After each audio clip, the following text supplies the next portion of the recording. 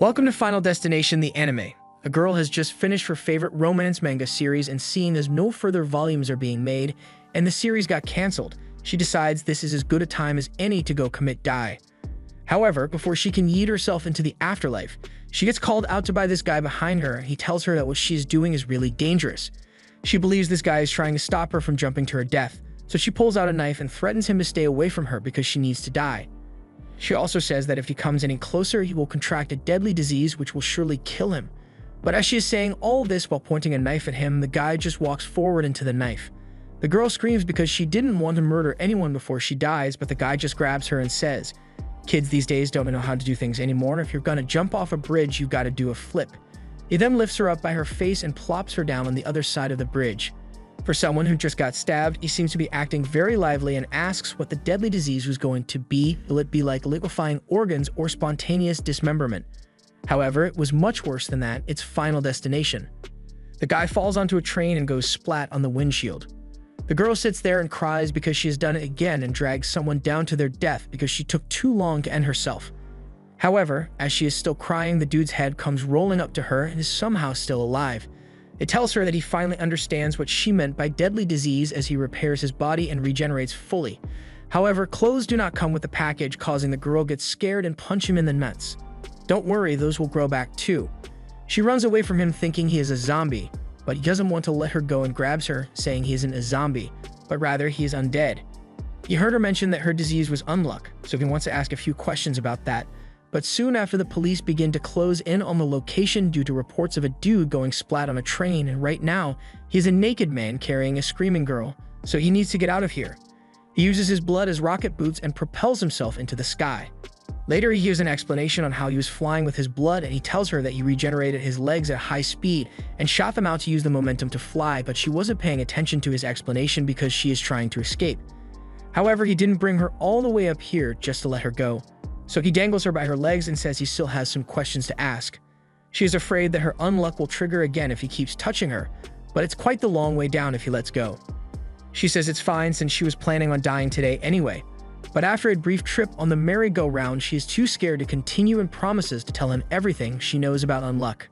She explains that when she was 8, her parents were about to go on a business trip together, and they said they'd be gone for a week, so she was hugging them goodbye and gave them kisses.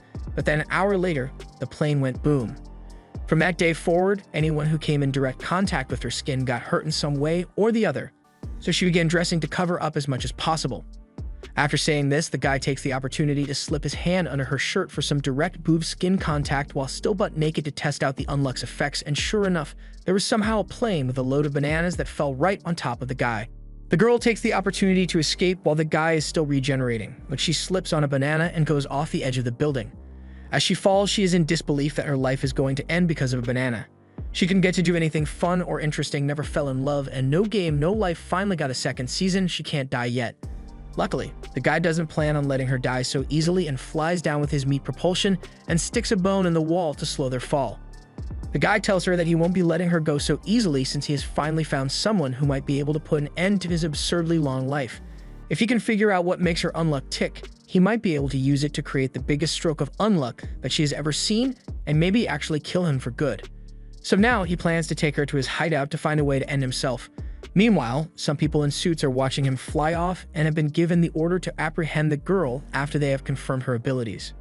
Back at the guy's hideout, they haven't introduced themselves to each other yet, but the guy is Andy and the girl is Fuko. Andy has already tested out the change in effect with duration of contact, so Maven wants to move on to surface area and asks her to take off all her clothes for maximum surface area. Unsurprisingly, she runs off. She can handle him touching her to kill himself, but she is not mentally prepared to strip naked for him. He chases her and tells her this is only because she hasn't fully explained the ability to him, but she just doesn't want to tell him. While running, she gets her jacket caught on a hook and it comes off, revealing that she has that Rapunzel kind of hair. She can't help it since anyone who would try to cut her hair would only end up dying because of her. Hearing this, Andy grabs her chin and pulls out a hairdresser bag and begins to cut her hair. She's worried since unluck will activate as soon as he lets go of her, but he says he'll be fine. She asks him if he used to be a hairstylist and he says he was one ages ago. He finishes off her haircut and she is really happy with it. But now that the haircut is done and he has been holding her for 15 minutes, something big must be coming. A few seconds later, Amy's head is chopped off, but not because of any natural disaster. but rather because of the suit guys. They came to apprehend Fuko and were prepared with a capsule to keep Andy from regenerating.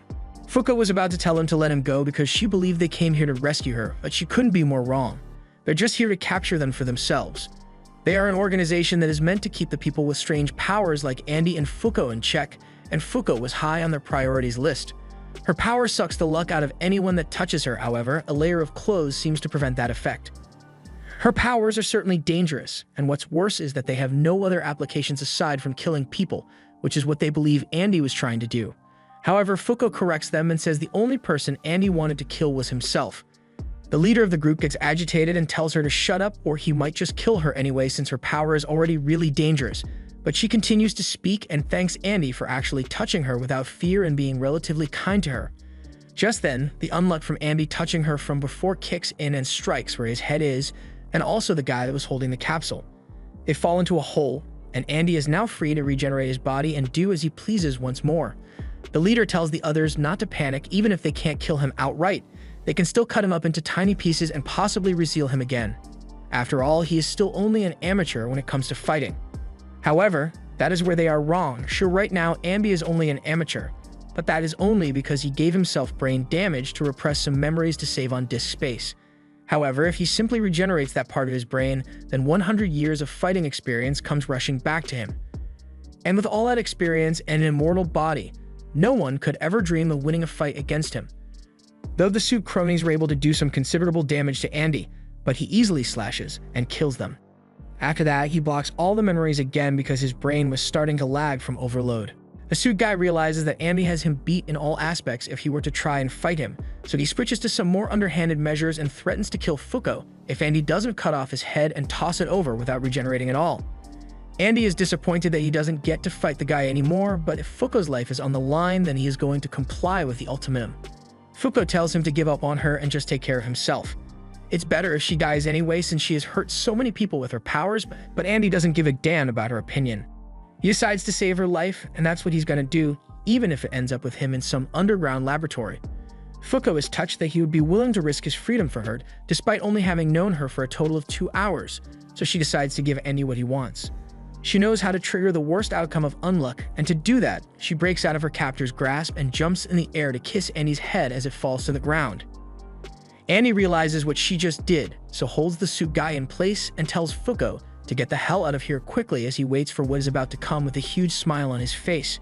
A freaking meteorite falls from the sky and right onto the building, blowing it up along with Andy and the suit guy.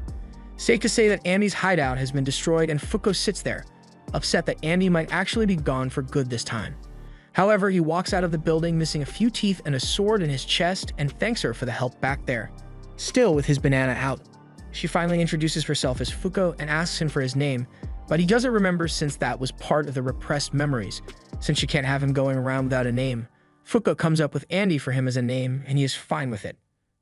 Andy comments on how his single kits cause all this damage, but he says it'll probably do a lot more if they smashed, and hearing that, Fuko is back to running again. This was the end of the episode 1. Thanks for watching.